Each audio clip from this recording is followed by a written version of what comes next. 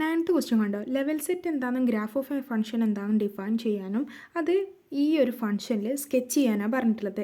Level set എന്ന് പറയുന്നത് എന്താ, നമ്മളിതാ ഫംഗ്ഷനെ ഇങ്ങനെ ഡിഫൈൻ ചെയ്യുന്നത് f inverse of c equal to ഇങ്ങനെ ഡിഫൈൻ ചെയ്യുന്നതിനാണ് നമ്മൾ ലെവൽ സെറ്റ് എന്ന് പറയുന്നത്. ഇതിൽ x1 x2 etcetera xn+1 യുവിലുള്ളതാണ്. U എന്ന് പറയുന്നത് Rn+1ൻ്റെ ഒരു ഓപ്പൺ സെറ്റാണ്.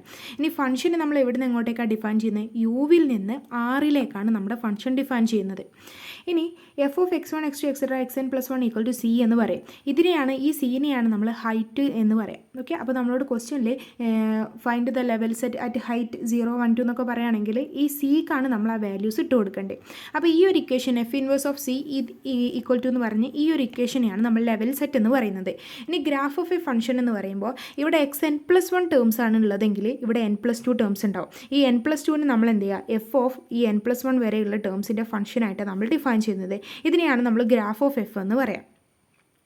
ഓക്കെ, ഇത് Rn+2ൻ്റെ ഒരു സബ്സെറ്റ് ആയിട്ടാണ് വരിക. ഇനി ഇതിന് നമുക്കിതാ ഈ ഒരു ഫംഗ്ഷനിൽ നമുക്ക് എന്ത് ചെയ്യണം, വരക്കണം.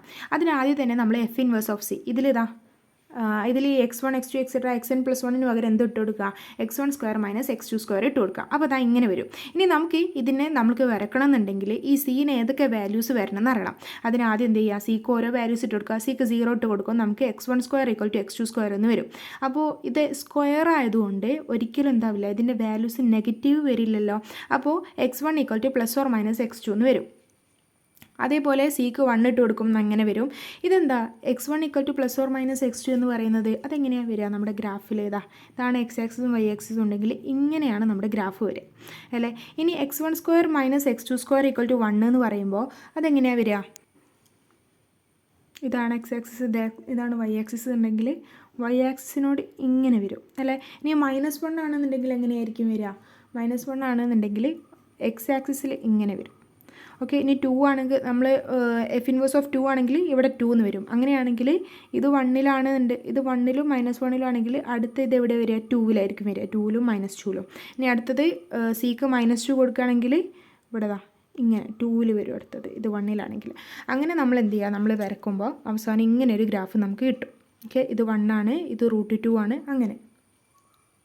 ഇനി അടുത്തത് നമുക്ക് ഗ്രാഫ് ഓഫ് എഫ് കാണണം. ഗ്രാഫ് ഓഫ് എഫ് നമ്മൾ എന്ത് ചെയ്യുക, നമ്മുടെ ഇക്വേഷനിലേക്ക് നേരെ എന്ത് ഇട്ട് കൊടുക്കുക, x1 x2 എക്സെട്ര xn+1 പകരം x1 x2 എന്നിട്ട് കൊടുക്കുക. ഈ ഒരു ഫംഗ്ഷന് പകരം x1² - x2² എന്നിട്ട് കൊടുക്കുക. അപ്പോൾ നമുക്ക് ഇങ്ങനെ വരുമല്ലോ, x1² - x2² = x3.